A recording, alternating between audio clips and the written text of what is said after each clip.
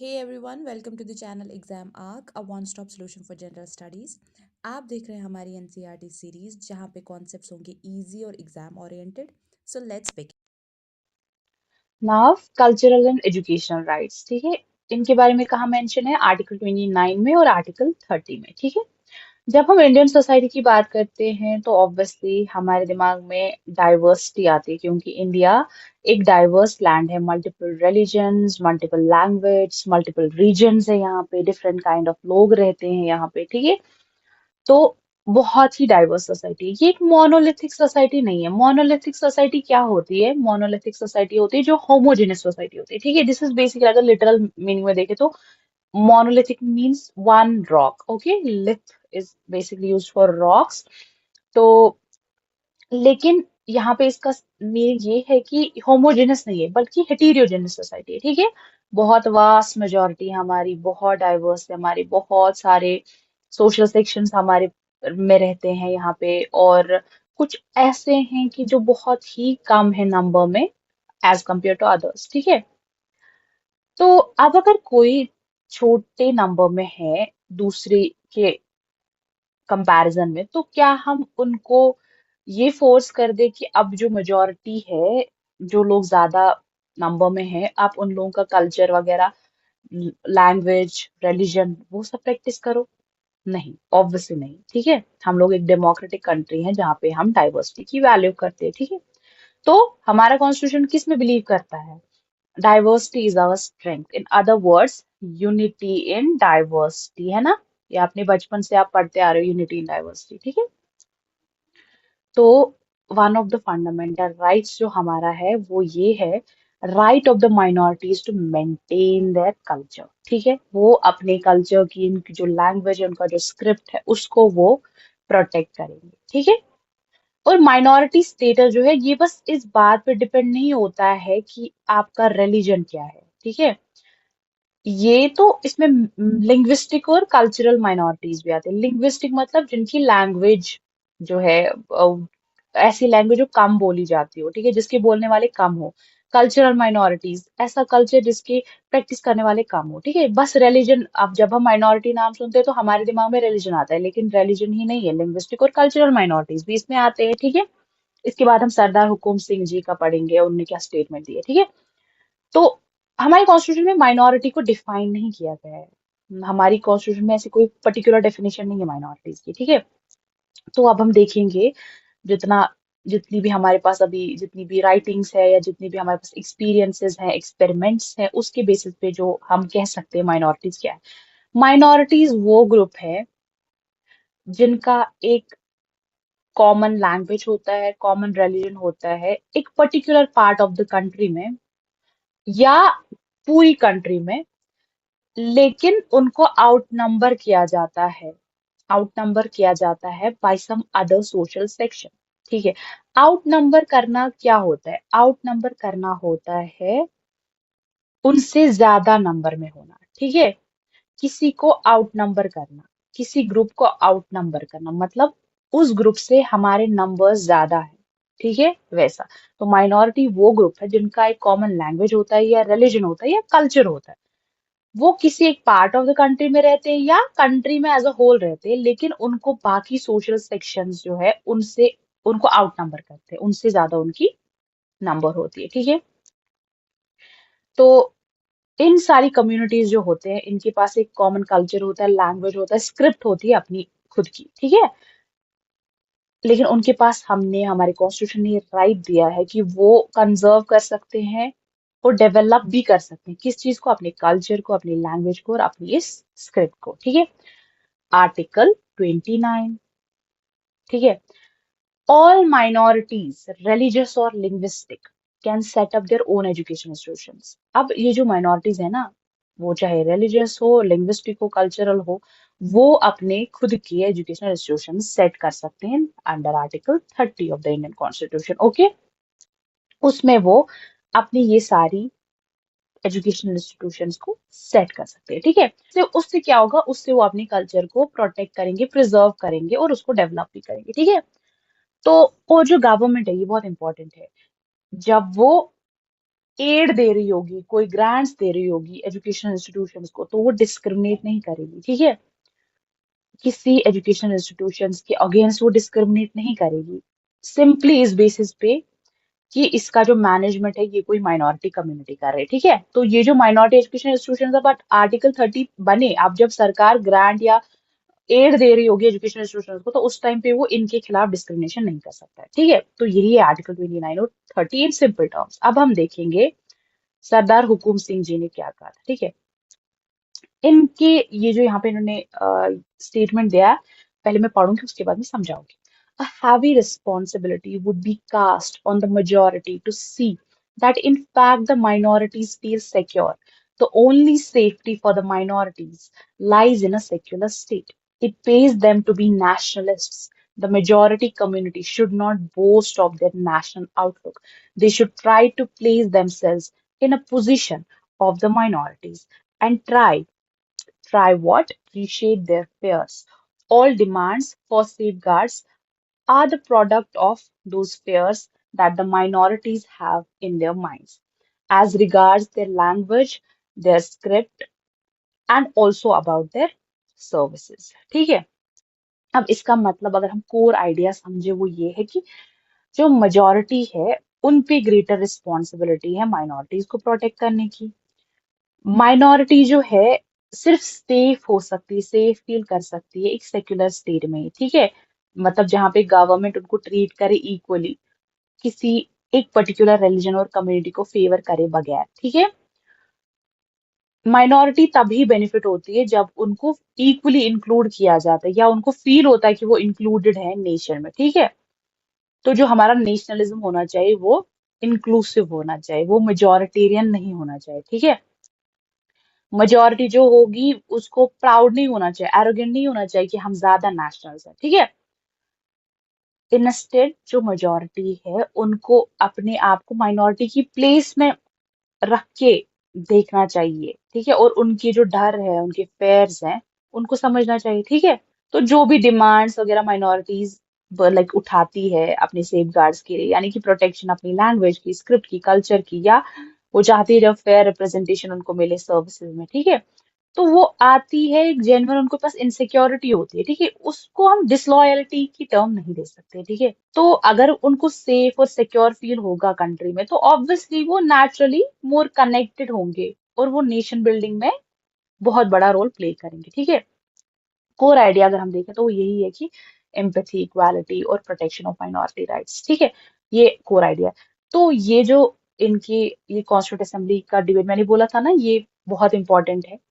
तो constituent assembly के debates में उन्होंने ये कहा है, एंड सी कितना ब्यूटीफुली उन्होंने लिखा है, कितना ब्यूटीफुली उन्होंने कहा है।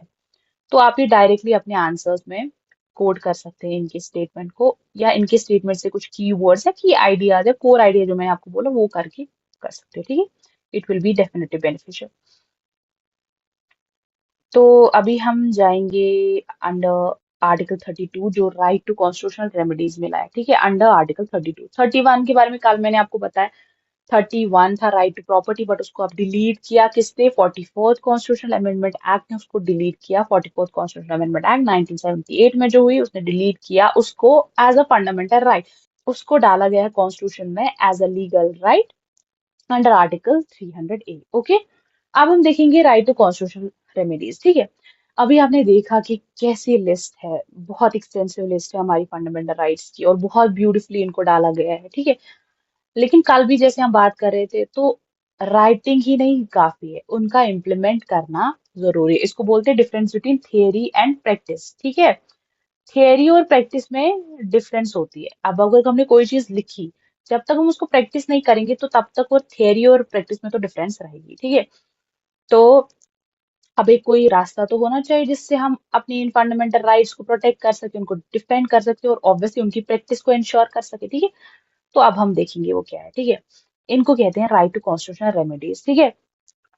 इससे हम प्रैक्टिस में अपनी फंडामेंटल राइट्स को इंश्योर कर सकते हैं, ठीक है। डॉक्टर बी आर अम्बेडकर ने कहा these are the heart and soul of the constitution, ठीक है। आप इंपॉर्टेंस आप देख सकते हो, ये क्वेश्चन बहुत बार कॉम्पिटिटिव एग्जाम्स में पूछा गया, बहुत ही बार। हु सेड दिस कि article 32 is the heart and soul of the constitution, ये पूछा गया है। और ये भी पूछा गया कि which right is termed as the heart and soul of Indian constitution, ये भी पूछा गया बहुत बहुत बहुत बार। तो अब ये heart and soul of the constitution कैसे है कि सिटीजन के पास राइट है कि वो अप्रोच कर सकते हैं हाई कोर्ट को अंडर आर्टिकल 226 और सुप्रीम कोर्ट को अंडर आर्टिकल 32। वो जा सकते हैं उनके पास और उनको उनसे कह सकते हैं कि हमारे ये जो फंडामेंटल राइट्स है इनको रिस्टोर कीजिए, ठीक है। Supreme court high court order issue कर सकते हैं या डायरेक्टिव्स इशू कर सकते हैं गवर्नमेंट को कि इन इन जो राइट्स है इनको इशू कर दो, इनको इन्फोर्स कर दो, ठीक है। तो various special orders in writs के थ्रू, इनको रिट्स कहते हैं, स्पेशल ऑर्डर्स को रिट्स कहते हैं। अब कौन कौन सी रिट्स है उनको हम पढ़ेंगे, ठीक है। सबसे पहले है the writ of habeas corpus, ठीक है। हेबियस कॉर्पस का मतलब क्या होता है, we may have the body, ठीक है। और लैटिन फ्रेज है, इसका मतलब है we may have the body. A writ of habeas corpus means that the court orders that the arrested person should be presented before it. It can also order to set free an arrested person if the manner or ground of arrest are not lawful or satisfactory. ठीक है, we may have the body मतलब arrested लोग को, arrested इंसान को present करो court के सामने within a specified limit, ठीक है, generally 24 hours उसको लाओ, ठीक है। ये हमने आर्टिकल 22 में भी बेसिकली पढ़ा था, ठीक है। और फिर हम लोग ये भी देख सकते हैं कि इसको अरेस्ट करने के ग्राउंड्स लॉफुल थे भी या नहीं। अगर नहीं लॉफुल थे उसी टाइम उसको फ्री कर दो, ठीक है। Second one is the writ of mandamus. Mandamus का मतलब होता है वी कमांड, हम लोग कमांड करते हैं, ठीक है। The writ is issued when the court finds that a particular office holder is not doing legal duty and therefore is infringing on the right of an individual, ठीक है। Court बोल सकता है एक पर्टिकुलर ऑफिस होल्डर को कि उनको command कर सकता है कि आप अपनी लीगल ड्यूटी, जो आपको ड्यूटी दी गई है, आपके जिस ऑफिस पे आप हैं, जिस कुर्सी पे आप हैं, उससे उसके साथ साथ आपकी ड्यूटीज भी हैं जो आप नहीं कर रहे, तो इससे आप इन्फ्रिज कर रहे हैं राइट ऑफ एन इंडिविजुअल, ठीक है। Third one is prohibition. The writ is issued by a higher court, ये सिंपली नाम से ही क्लियर हो जाता है, प्रोहिबिशन मतलब प्रोहिबिट करना, रोकना। The writ is issued by higher court, high court और supreme court when a lower court has ordered a case going beyond its jurisdiction, ठीक है। इसको प्रोहिबिट करते हैं लोअर कोर्ट को कि आप अपनी हद से बाहर निकल रहे हैं, ये कोर्ट, ये केस आपके अंडर नहीं आता है, ठीक है। या जो भी आपने इसमें फैसला दिया है वो आपकी जुरिस्डिक्शन में नहीं आता है, ठीक है, ये आपकी एरिया ऑफ इंटरेस्ट नहीं है, तो वहां पे वो प्रोहिबिट करते हैं उनको, ठीक है। प्रोहिबिशन के बाद हम पहले सर्श्योररी पढ़ेंगे। सर्श्योररी का मतलब क्या होता है।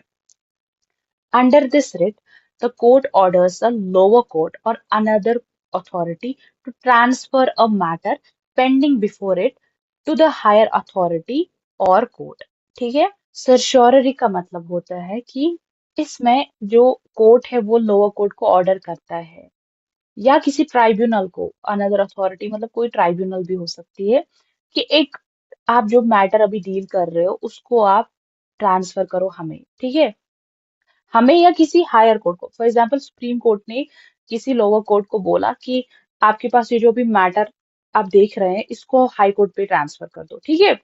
इसमें इसको बोलते, यहाँ पे वो बस प्रिवेंट कर रहा है, यहाँ पे प्रिवेंट भी कर रहा है और क्योर भी कर रहा है। क्योर भी इन सेंस कि वो कॉश कर रहे हैं उनके ऑर्डर्स को वो कॉश भी कर सकते हैं कि आपने ये दिया यहाँ पे फैसला तो इसमें मैं नहीं मानता, इसको बस ट्रांसफर कर दो, ठीक है। आप अपनी एक्सीड कर रहे हो अपनी जुरिस्डिक्शन, और आप इसमें क्या होता है कि जब वो एक्सीड करते हैं अपनी जुरिस्डिक्शन उस पे भी उनको प्रोहिबिट किया जाता है कि नहीं ट्रांसफर करो केस। और अगर एरर ऑफ लॉ भी होता है, अगर उन्होंने कोई फैसला दिया भी होता है तो कोर्ट के पास ऑर्डर होता है, वो कॉश भी कर सकता है उसको, ठीक है। आप देखेंगे क्यो वारंटो। क्यो वारंटो का मतलब होता है by what authority, under what authority, ठीक है। If the court finds that a person is holding office but is not entitled to hold that office, it issues the writ of quo warranto and restricts that person from acting as an office holder. कोई office एक hold कर रहा है उस पे court कहेगा कि आप किस अथॉरिटी के अंडर ये ऑफिस होल्ड करो, ठीक है। आप तो एलिजिबल ही नहीं हो, आप तो क्वालिफाइड ही नहीं हो, ठीक है। ऑल्दो ये रिट्स प्रेसिडेंट वगैरह के खिलाफ इशू नहीं की जा सकती, मैंडमस भी प्रेसिडेंट वगैरह के खिलाफ जो है इशू नहीं किया, प्रेसिडेंट गवर्नर प्राइम मिनिस्टर उनके खिलाफ ये सारी रिट्स जो है वो इशू नहीं की जा सकती है, मैंडमस क्यू वारंट, ओके। तो बट बाकी पब्लिक ऑफिस होल्डर जो है उनके खिलाफ कर सकते हैं कि किस अथॉरिटी के अंदर आप ये ऑफिस होल्ड कर रहे हो, ठीक है। जुडिशरी के अलावा बहुत सारे ऐसे मैकेनिज्म्स है जिसको बनाया गया है इंश्योर करने के लिए फंडामेंटल राइट्स। ठीक है, आपने यहाँ पे देखा होगा, सोच सुना होगा, आपने सुना होगा नेशनल कमीशन ऑन माइनॉरिटीज के बारे में, नेशनल कमीशन ऑन विमेन के बारे में, national commission on schedule caste के बारे में। ठीक है, ये जो मैंने आपको बोला था ना आर्टिकल 16 में और 15 में भी, विमेन माइनॉरिटीज या विमेन शेड्यूल कास्ट वगैरह को, माइनॉरिटीज तो नहीं खैर वहाँ, विमेन शेड्यूल कास्ट चिल्ड्रन के, उनके फेवर में हम कोई प्रिविलेज उनको दे सकते हैं, उनके फेवर में हम पॉजिटिव डिस्क्रिमिनेशन कर सकते हैं क्योंकि वो हिस्टोरिकली उन्होंने इनजस्टिस सहा है। ठीक है, तो ये कमीशन समवेयर वहीं से अपनी अथॉरिटी ड्रॉ करते हैं। ठीक है, इसके लिए लेकिन कुछ अलग से आर्टिकल्स बने हुए जिनसे उनकी एस्टैब्लिशमेंट हुई है। मोस्ट ऑफ देम जो आर्टिकल है जिनके लिए वो स्टैट्यूटरी बैकिंग है, ये प्रोटेक्ट करते हैं विमेन के राइट्स को, माइनॉरिटीज के, दलित्स वगैरह, सोशल शेड्यूल का जो है। ठीक है, अब हम देखेंगे लेकिन ह्यूमन राइट्स कमीशन के बारे में। ठीक है, ये इसको लॉ, जो अंडर लॉ इसको एस्टैब्लिश किया गया है, किसको प्रोटेक्ट करने के लिए, फंडामेंटल राइट्स और अदर काइंड्स ऑफ राइट्स को प्रोटेक्ट करने के लिए। ठीक है, अब हम देखेंगे ह्यूमन राइट्स कमीशन के बारे में। ठीक है, नेशनल ह्यूमन राइट्स कमीशन जो है, और इसके कुछ स्टेट ह्यूमन राइट्स कमीशन भी बनते हैं फिर। ठीक है, तो जैसे हमने अभी पढ़ा कि रियल टेस्ट होता है एक्चुअल इम्प्लीमेंटेशन। ठीक है, तो कुछ पॉर है, इलिटरेट है, deprived sections of the society है, उनको अपने राइट्स के बारे में ज्यादा अवेयरनेस होती भी नहीं है। ठीक है, तो उन हमारा गोल ये होना चाहिए कि वो भी अपने राइट्स को एक्सरसाइज करने चाहिए। ठीक है, कुछ इंडिपेंडेंट ऑर्गेनाइजेशंस लाइक एनजीओज वगैरह हैं, People's Union for Civil Liberties और People's Union for Democratic Rights, ये इन्होंने बहुत टाइम से काम कर रहे हैं वायलेशन ऑफ ह्यूमन राइट्स को प्रोहिबिट करने में और ह्यूमन राइट्स को प्रोटेक्ट करने में। ठीक है, गवर्नमेंट ने स्टैब्लिश किया 2000 में एक इंस्टीट्यूशन जिसको कहते हैं नेशनल ह्यूमन राइट्स कमीशन। इसकी कंपोजिशन ऑल्दो फिर चेंज हुई है। अब मैं यहाँ पे पढ़ती हूँ कि इसकी कंपोजिशन अब क्या है। ठीक है, ये अब इसकी कंपोजिशन नहीं है, अब इसकी कंपोजिशन चेंज हो गई है। ठीक है, 2019 में अमेंडमेंट हुई थी एनएचआरसी में और वहां पे कंपोजिशन को चेंज कर दिया गया। ठीक है, चेयरपर्सन जो कि फॉर्मर सीजेआई होने चाहिए या फिर वो जज होंगे सुप्रीम कोर्ट के। ठीक है, मेंबर्स तीन होंगे, एक होंगे जज सुप्रीम कोर्ट के, एक होंगे chief justice of high court और एक होंगे ऐसे पर्सन जिनकी एक प्रैक्टिकल एक्सपीरियंस और नॉलेज हो ह्यूमन राइट्स में। ठीक है, और इसकी 6 एक्स ऑप्शन मेंबर्स होंगे, एससी कमीशन के चेयरपर्सन, एसटी कमीशन के चेयरपर्सन, वुमेन्स कमीशन के चेयरपर्सन, माइनॉरिटीज कमीशन के चेयरपर्सन, बैकवर्ड क्लासेस कमीशन के chairperson, national commission for protection of child rights के कमीशन भी। ठीक है, और इनकी जो एज है वो रिटायरमेंट की 3 इयर्स या until the age of 70 years कर दी गई, अर्लियर इनकी 5 इयर्स थे। ओके, तो अब इसकी कमीशन की फंक्शंस क्या है, ये इंक्वायर करेंगे मैटर्स ह्यूमन राइट्स वायलेशन की, या तो कभी खुद अपना इनिशिएटिव लेंगे जिसको सो मोटो कॉग्निजेंस भी कहते हैं। ठीक है, या तो कोई प्रेजेंट विक्टिम उनको पिटिशन देगा, प्रेजेंट करेगा कोई पिटिशन, उसके बारे में ये विजिट करेंगे जेल्स को, देखेंगे कि वहां के इनमेट्स उनकी कंडीशंस कैसे हैं। वो रिसर्च अंडरटेक करेंगे ह्यूमन राइट्स के फील्ड में। कमीशन बहुत सारी कंप्लेंट्स रिसीव करता है हर साल, इसमें होती है कस्टोडियल डेथ्स की कंप्लेंट्स, कस्टोडियल रेप की complaints, disappearances, police excesses, police जब अपना मतलब ज्यादा एक्सेस करती है, torture and all that, failure in taking actions, indignity to women etcetera, ये सारी मेजर कंप्लेंट्स होती हैं इनके पास। ठीक है, कस्टडी में किसी की डेथ होती है, कस्टडी में किसी का रेप होता है, ये सारी चीजें। अभी तक इसका सबसे बड़ा इंटरवेंशन रहा है जब पंजाब में जो डिसअपेयरेंस होती है यूथ की, उसके बारे में, और जो गुजरात में 2002 में राइट्स हुए थे उसके बारे में। ठीक है, और ये उस टाइम पे बहुत इफेक्टिव भी रहा है कमीशन के पास। लेकिन ये ऑल्दो इसका सबसे बड़ा क्रिटिसिज्म भी किया जाता है, इनके पास प्रोसिक्यूशन की पावर्स नहीं है, मतलब ये किसी को सजा नहीं दे सकती, ये बस रेकमेंड कर सकते गवर्नमेंट को या कोर्ट्स को कि आप इनिशिएट करो प्रोसीडिंग्स। ओके, और ये रिपोर्ट भी देते हैं एनुअली, प्रेसिडेंट के पास रिपोर्ट डालते हैं। ठीक है, तो that's all about today's lecture. Thank you, everyone. That's all for today's lecture. I hope you enjoy watching this series. Please do not forget to subscribe this channel and show love to this series.